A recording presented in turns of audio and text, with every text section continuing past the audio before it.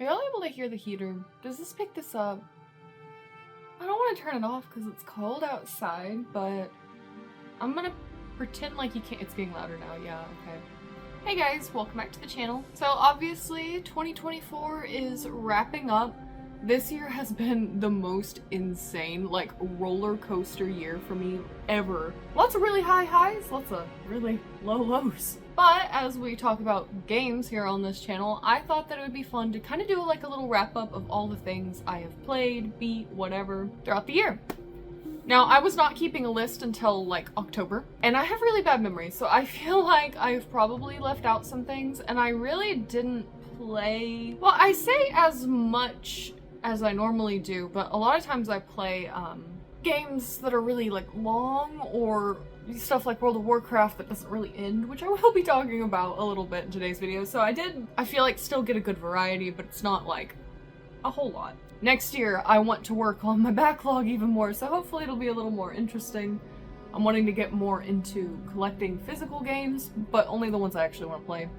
Don't want to just be, you know, it's going crazy. I don't know if you can hear. But yeah, next year I'll be able to do this and have a better list and go through things in order.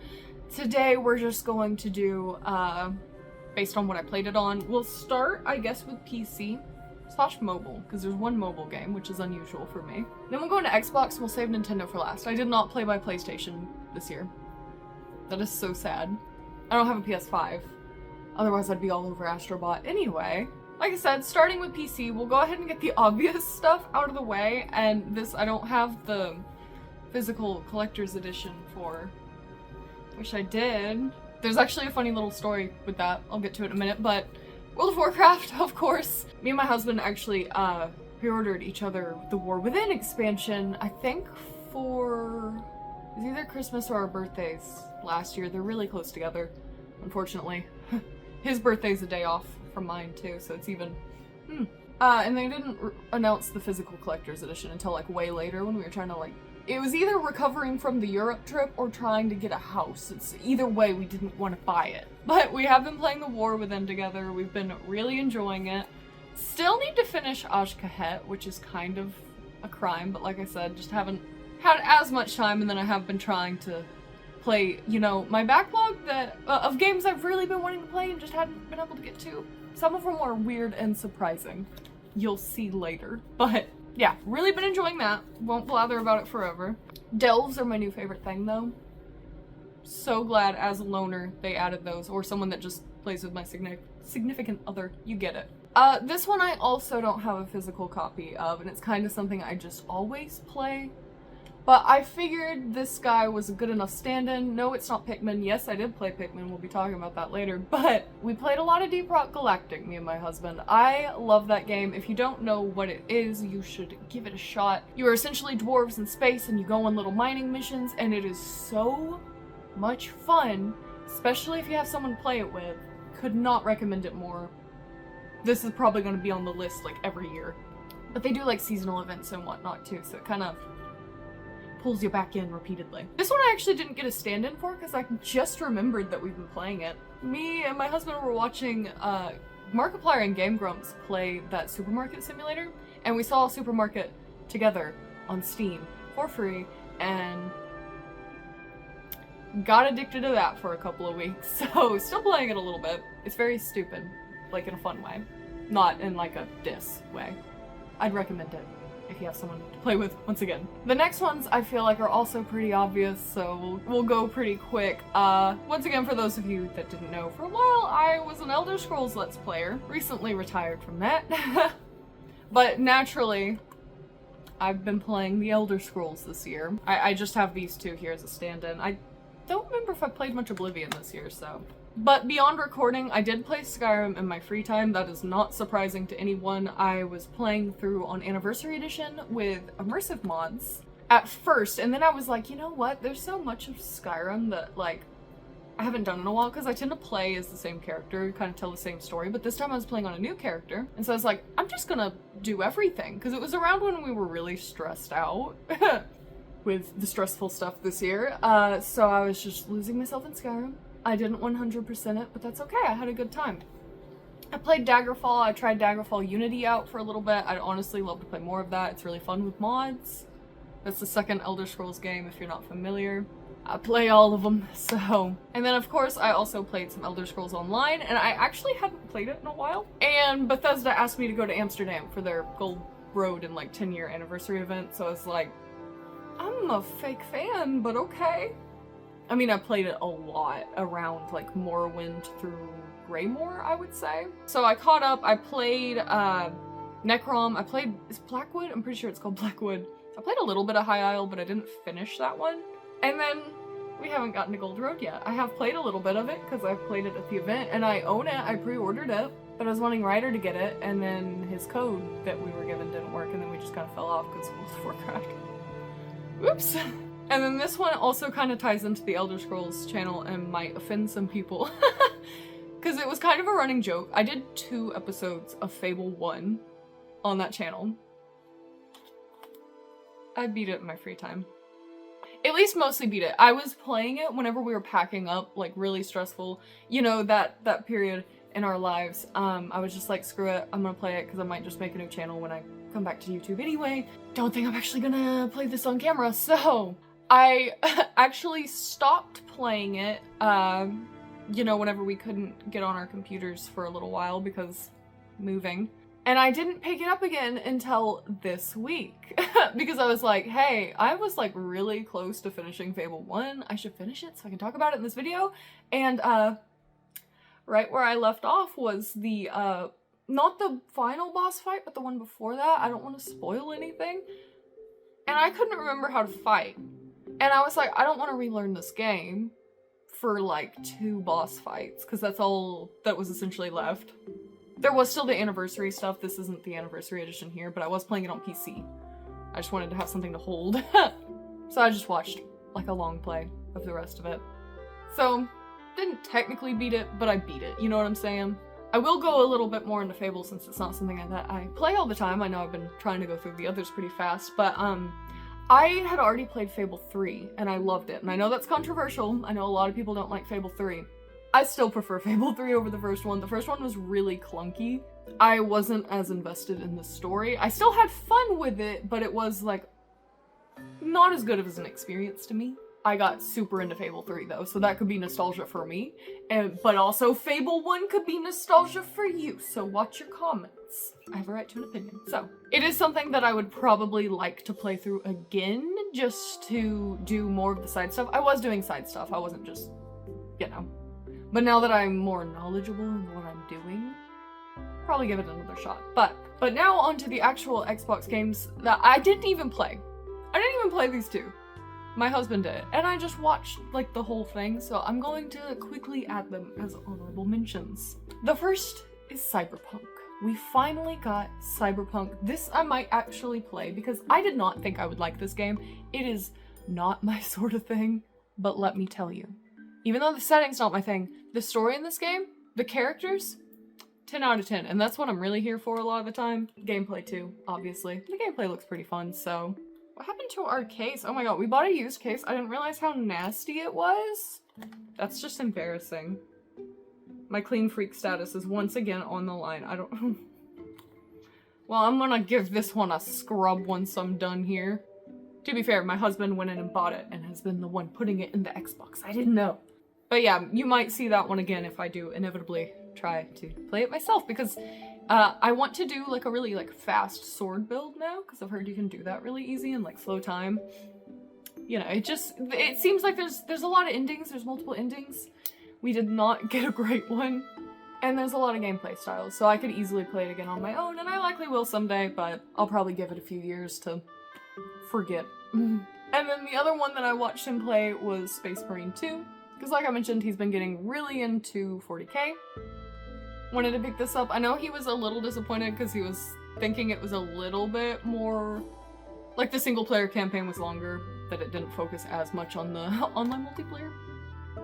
But it does. I kind of figured that was what Darktide was for, but I guess it's different gameplay, so. But still looked pretty cool. I'll talk about the next games more in depth now, I swear. Because we are now getting into the Nintendo section. And we'll save Switch for last, I think, because it is the biggest chunk of games I've played. So we will start with the GameCube. And I only played one game on the GameCube this year. At least directly, though I actually played it on my Wii because my GameCube needs this surgery. But yeah, I did play other GameCube games just on my Switch. But this one, this is the first Animal Crossing game in America. It's technically the first game, just a more complete package of the one that was in Japan. Yeah, no. Animal Crossing, I've always called it population growing because it says that right here, but I guess that's just a tagline. It's technically Animal Crossing GameCube or just Animal Crossing, but that's confusing. And I have played this game since probably 2006, maybe a little earlier. It could have been like 2004 or 2005. I can't remember. Since the days of the GameCube and when you could still go rent this, because at first I rented it. My friend showed it to me, then I rented it, then I was so obsessed with it, my parents just bought it for me. When I was a little kid, same copy and everything. However, I am a huge Animal Crossing fan. If you couldn't like tell, even though I feel like every time I do like an introduction post like on bluesky, or no, I think it was Twitter, on there and on my like YouTube introduction, I forgot to even mention how big of an Animal Crossing nerd I was, even though my first YouTube channel was kind of an Animal Crossing one. Despite being so into the series for the majority of my life, I never 100% a museum, like ever, or like a collection. Because I love doing the museum. That's my favorite thing to do in these games, and I'm a huge Blathers fan. Blathers is like my favorite character in the series. One of my favorite characters of all time. And I hadn't ever 100% a museum. So I decided this year, while things were stressful, I've always wanted to go back through all the Animal Crossing games and 100% them, which isn't technically 100% because I know I could complete like the catalog and whatever other goal I wanted to set, because that's kind of just how this game is. I've had friends before like, oh, it's not a game if you can't beat it. And it's like, for one, yes, it is. You're still playing it. And for another, you set your own goals. Get creative. But starting in, I think, late June of this year, I started playing through this again. And earlier this month, I finally did it. The only time I time traveled in my main town was because I was too tired on Halloween to do the Halloween event, and I wanted to get as much of the spooky series. I think I did end up getting all of the spooky series for the Halloween event.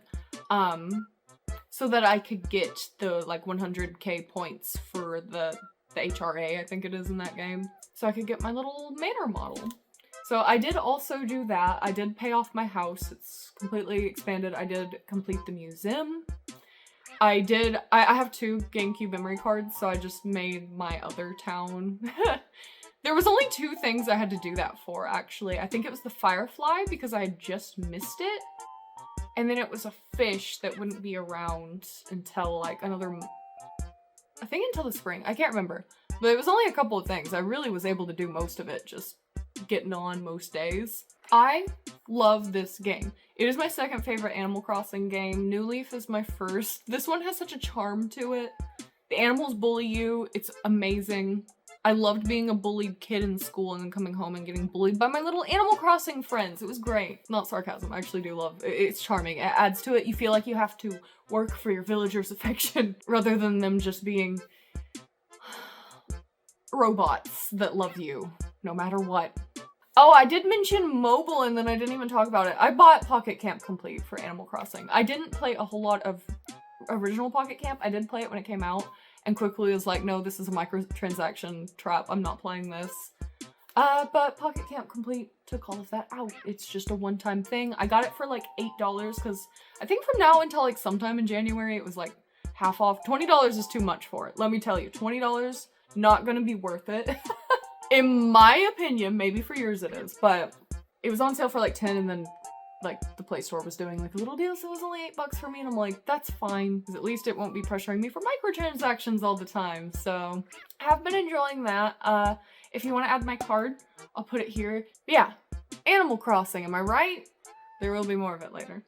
Don't you worry. So now we will move on to the 3DS, which I'm a little sad. This is one of the reasons I won't order things like games anyway. I'll order other things, but I won't order games off of like Amazon and whatnot, because they sent me a copy that does that. It did that out of the box. It's just like, ooh, that irks me, because I like my things to be neat. Anyway, I finally, hello hair, played Kirby Planet Robobot. This game, I knew it was everyone's favorite, not everyone's favorite, but highly regarded amongst Kirby fans. I know I'm a fake fan for not playing it, at least not till now. I have no excuses, except that I was a poor teenager whenever this came out, and I never picked it up. And I think it was last year? I'm pretty sure it was last year I got this for Christmas. And I finally got around to playing it a couple months ago? Last month? Recently. So if you've never heard of Planet Robobot somehow, get on it. I will enlighten you. Essentially, the gimmick? I don't want to call it a gimmick, that's not very nice sounding, but the thing with this game is that Kirby occasionally will get a mech suit. You're still regular Kirby sometimes, there's new abilities and everything too, but your little mech suit is able to get the abilities as well, which changes how, of course, they interact with the world, how you interact with puzzles. It's really fun. My particular favorite are like, I think it was like the jet one where you're kind of like flying along and shooting stuff and it's like almost Galaga, or like Cuphead when you're in the plane. But the best thing about this game was the boss fight. The in-boss fight. Actually somewhat difficult. I actually died. Like that doesn't happen to me in Kirby games. They are pretty easy. Of course there are the challenge modes. You can make Kirby games as hard as you want them to be, pretty much. I did get all the cubes. I want to eventually 100% all the Kirby games, but what I'm kind of doing is like beating the base game and then saving it for later so I always have more Kirby to play, because I like to at least play one a year. Nice to have them spread out, so I'll be able to replay some in like Meta Nightmare mode and whatnot.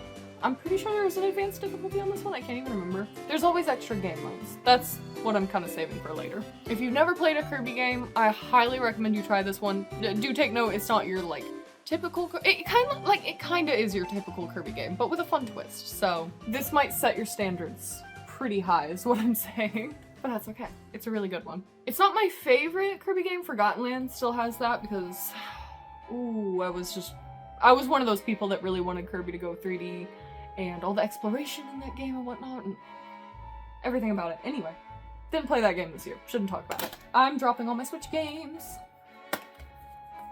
So, now we're onto the Switch, and I'm noticing one of my games has gotten damaged somehow. Look at that.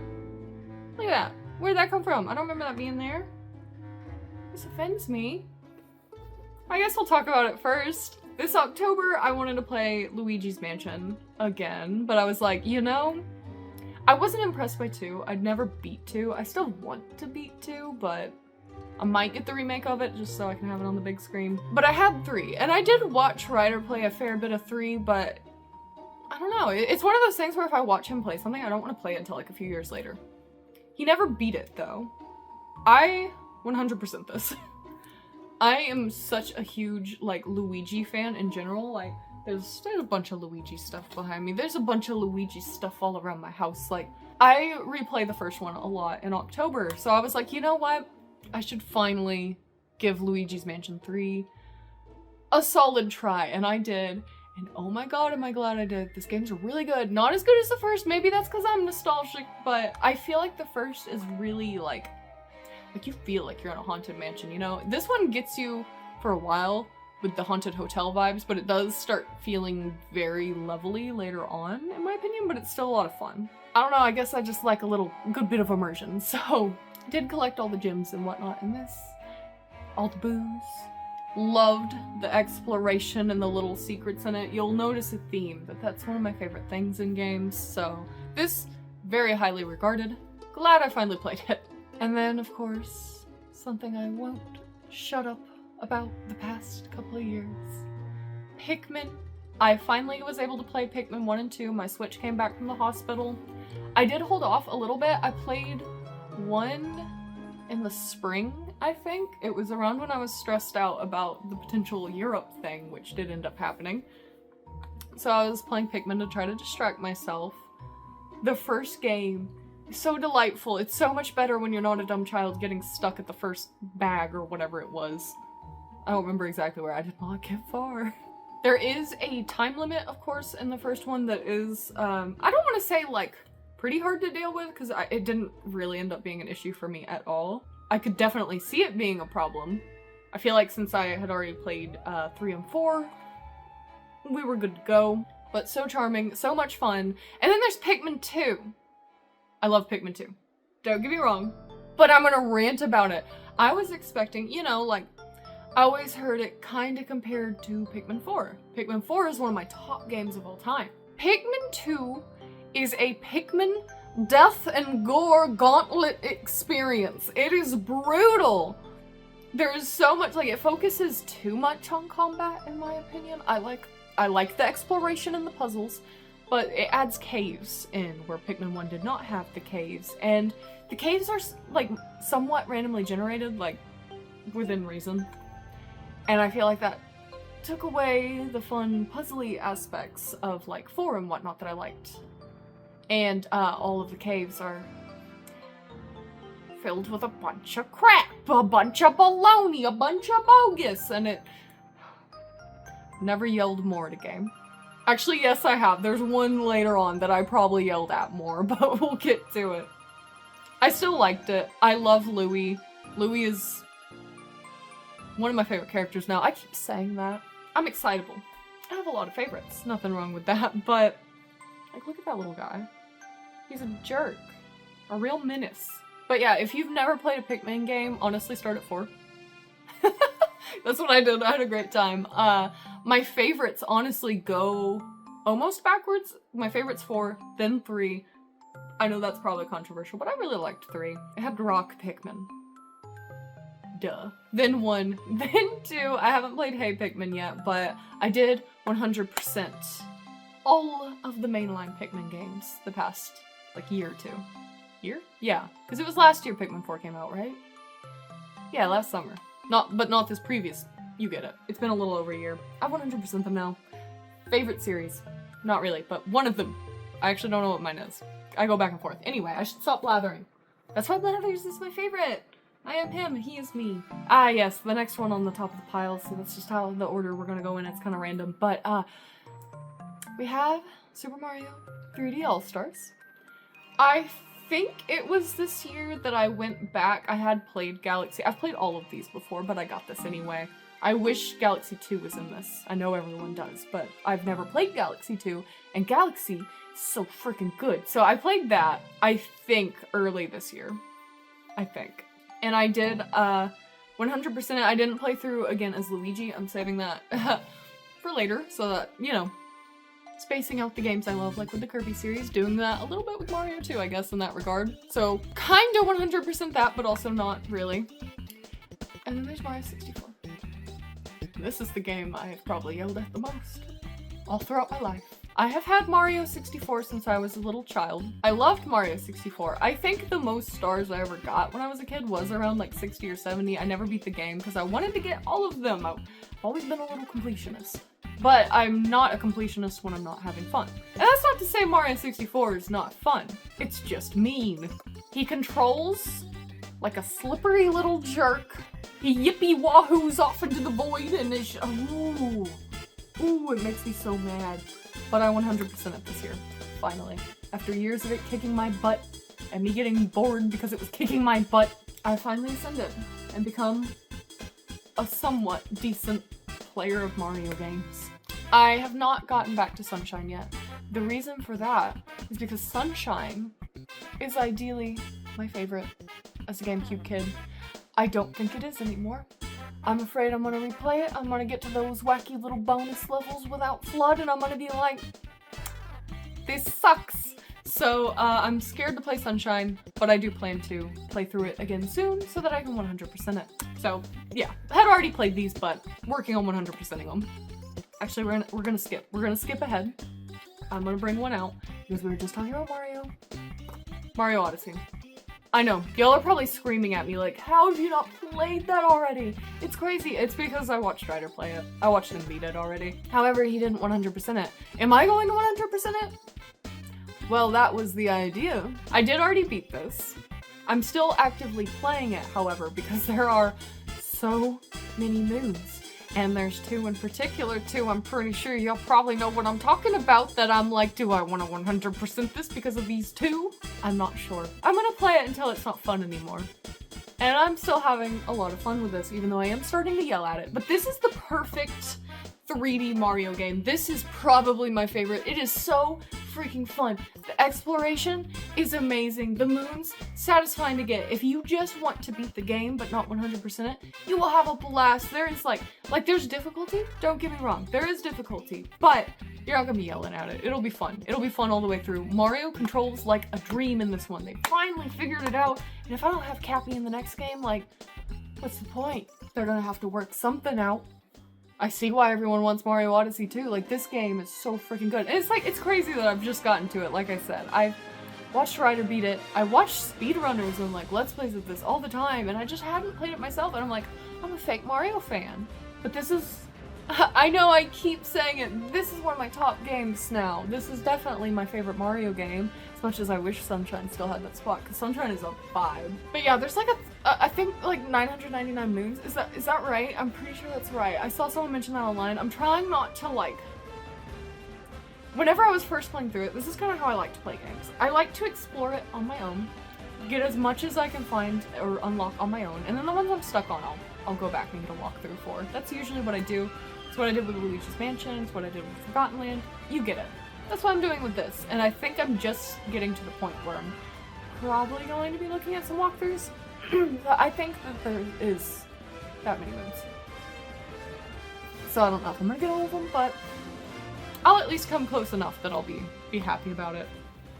I just want to keep talking about this game. It's so good. I'm gonna play it later. Yeah. Next we have New Horizons. I pre-ordered this. I had it day one. I watched in horror as the world was overcome by a pandemic, and all I wanted to do was go to the New Horizons midnight release at GameStop, and then they canceled it. I just watched, the world was ending, and all I cared about was this game. I know a lot of us were like that, but I was particularly excited for the night release.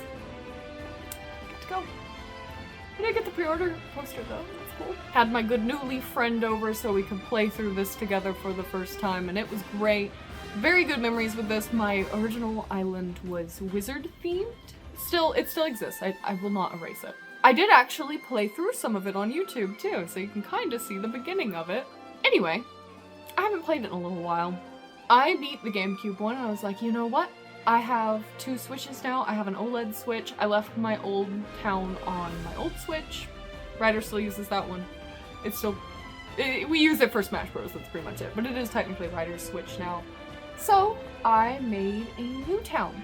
But I only made it like a week or 2 ago, depending on when I get this uploaded. Probably won't be this week. My old town was called Evergloam, like I said, kind of a fantasy, like wizard sort of vibe. So this one I named Dreamland, and I'm just going to kind of... Like, the idea is to have it be like a whimsical arcade with a hint of hauntedness. Like that sort of vibes, but really I'm just kind of put whatever I like in there and try not to stick too hard to an aesthetic.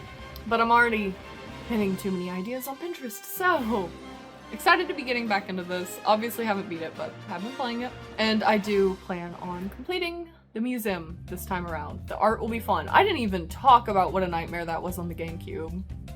Essentially, save up for sales day, the like Black Friday thing in game. You can cheat the system. I don't even think it's cheating the system. Red will keep appearing. Keep buying them out. It'll cost you a few million bells. It's possible. This game, I feel like the other games, it'll honestly be harder to collect all the art. I don't know. The art's always what I get stumped on, but lastly, we have the Spyro Reignited trilogy, and I've actually been playing through this for like a long time. I already had 100% Spyro 1, like I think a couple of years ago, maybe a few. I have no concept of time. But I'd also 100% Spyro 2. I can't remember if that was this year or not. I did do that though. But this year for sure, I know I went back, I 100%ed Spyro 1 again because I love it so much. And then I finally got around to 3. And I was really excited for 3 because I had heard good things. 3's fine. It's annoying. 3's more annoying. So in Spyro 1, it's very simple. Some people think, well, you know, it's lacking. I think it's perfect because it has the exploration. You're just kind of getting gems. You're just kind of fighting guys, exploring around. It's a lot of fun. It's the sort of thing I like. 2 added in little mini games in the levels to get like these orbs. My apologies, it has been a little bit since I played 2 now, so don't remember exactly what they were called, but it added that, and it added a good bit of backtracking, which I thought was kind of annoying, because like sometimes in games I don't mind it. Like, say in Mario Odyssey, there's some backtracking, but the thing about Odyssey is you can teleport pretty much right where you need to go. 2, it's not like the levels are huge or anything, but you did have to like refight everything and figure out the platforming again to get to where you needed to go. It was a little bit more annoying than 1, but I still really enjoyed it.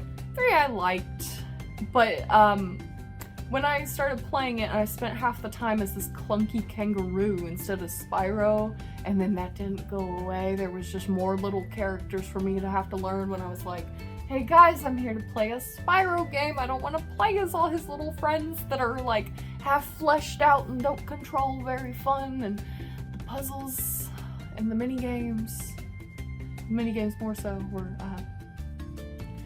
a good bit more frustrating. It's like they weren't happy with, I guess, Spyro's movesets. They were like, we're just gonna do everything. We're just gonna throw everything at it and see what clicks. So it's like, has a lot in it. It has a lot of variety in it. Is any of it good? A few, but most of it, So that was kind of disappointing. But overall, this trilogy, like, I could not recommend it enough. You could also tell that 3 was the one that, they didn't try as hard on the trilogy, like time crunches, I assume. It was really buggy, but I didn't really like see any bugs. Like there was a little bit of frame drop on my Switch, but that's probably on the Switch. And the first 2, but 3 was straight up buggy. However, just for 1 alone, play it. 2, play it. 3, you know, you might still try it, but because some people do really like it. It gave the jack of all trades, master of none sort of vibes. However, Spyro, since getting this a few years ago, has become one of my favorite little guys, and I am going to, like, I'm hoping that the next console I get, if it's not a PS5 anyway, is a PS1. Because I want to go get the original Spyro trilogy and all the other games, even though I don't think they're as good as the original trilogy from what I've heard. I wouldn't know, I haven't played them, so I'm gonna try not to take that into account and just give it my own shot and see what I think. But yeah, I'm a huge fan of Spyro now. I'm so glad this trilogy existed because I did know about Spyro. I've known about Spyro my whole life.